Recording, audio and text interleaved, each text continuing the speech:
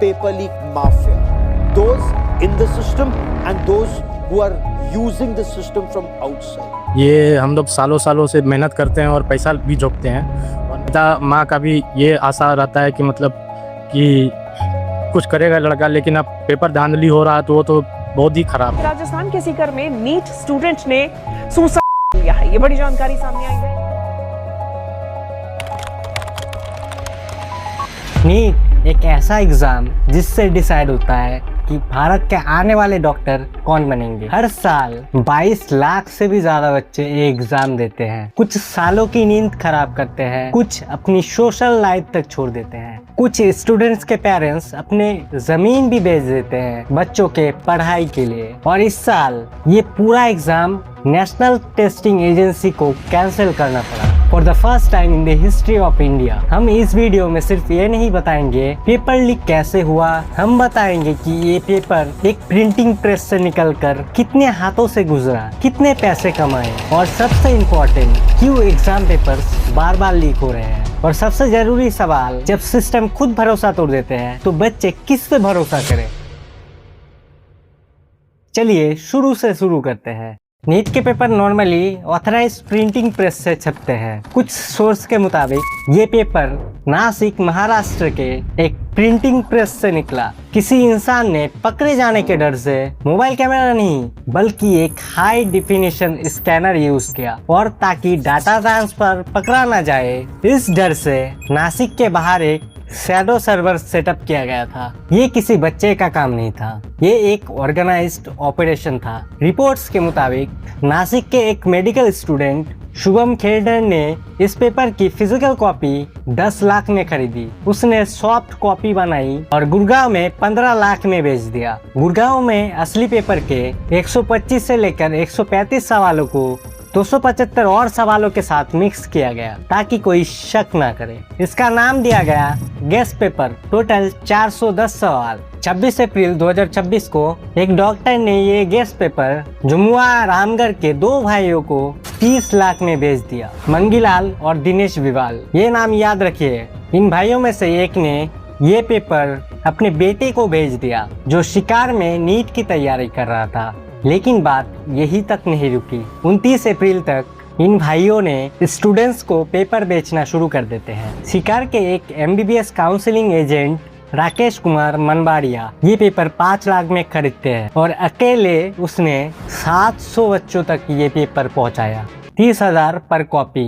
एक कॉपी केरला के MBBS student तक पहुंची और उसने अपने फादर को भेजा और उसके फादर ने हॉस्टल की लड़कियों को बांट दिया। जब एग्जाम के बाद कोचिंग टीचर ने इस पेपर को वेरीफाई किया, 180 सवाल में से 135 सवाल मैच हो गए। तभी फादर को समझ आया ये एक गेस पेपर नहीं था, ये असली पेपर लीक था। सबसे पहले उन्होंने शिकार के उद्योग नगर पुलिस स्टेशन में कंप्लेंट दर्ज करने की कोशिश की और यहाँ से कहानी और शॉकिंग हो जाता है। पुलिस उनको बोलते हैं अफवाह ना फैलाओ और उनको भेज देते हैं। इसके बाद इन्होंने सीधा NTA से कांटेक्ट किया।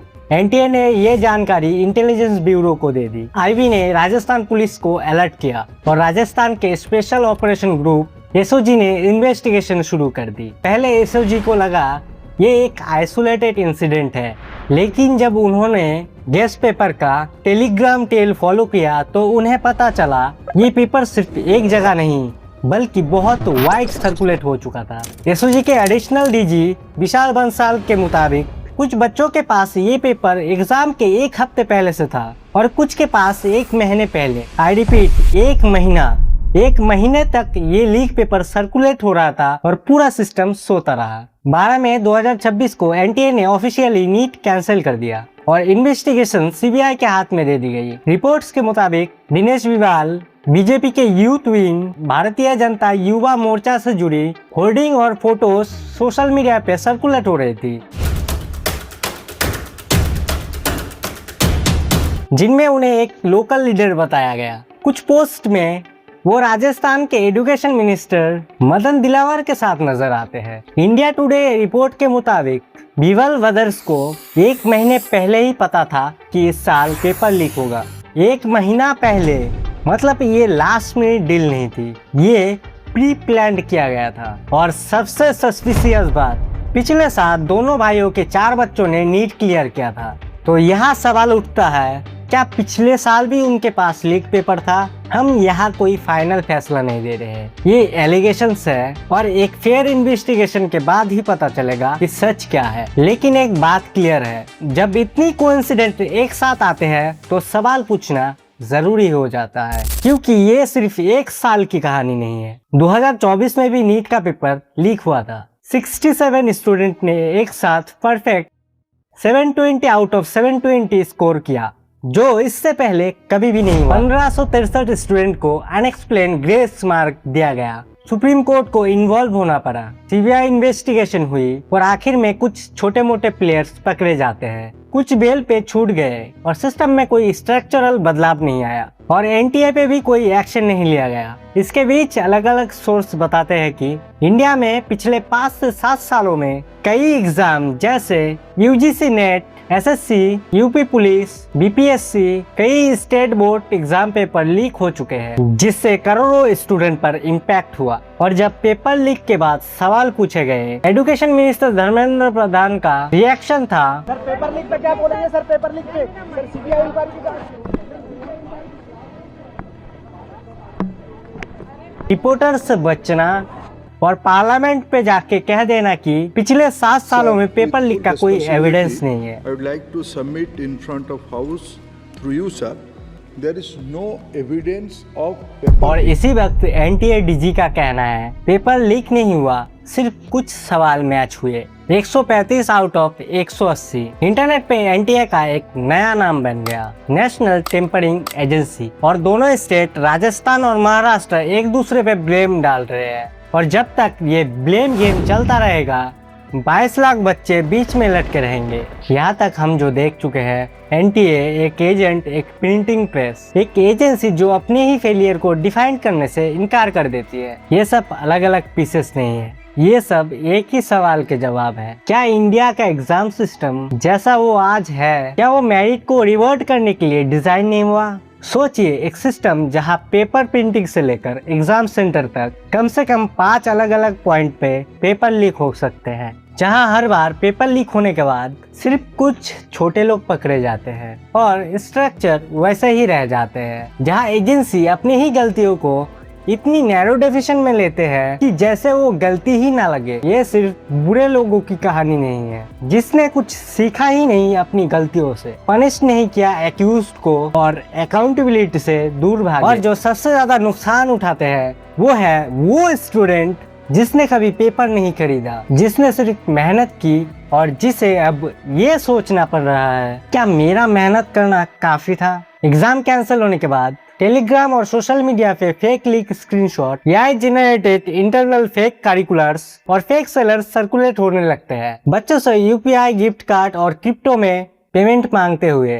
कुछ कोचिंग टीचर्स को अपने स्टूडेंट्स से इतने मैसेज आने लगे, सर क्या ये सच है, क्या हमारा पेपर भी लीक हो गया, कि उन्हें पब्लिक वीडियो बनाकर स्टूडेंट को समझाना पड़ता है। तो क्या इसका कोई सोल्यूशन है? जहां चाइना के गांव में पेपर सेटर्स को महीनों तक आइसोलेट किया जाता है, फोन, इंटरनेट नहीं दिया जाता, पेपर्स जीपीएस ट्रैक ट्रांसपोर्ट में आते जाते रहते हैं और एग्जाम के दिन एआई टूल बैन किया जाता है। या साउथ कोरिया के सुनियोंग से जहां एग्जाम के दिन फ्लाइट डिले की जाती है, स्टॉक मार्केट लेट खुलता है सिर्फ इसीलिए ताकि बच्चों का फोकस ना टूटे।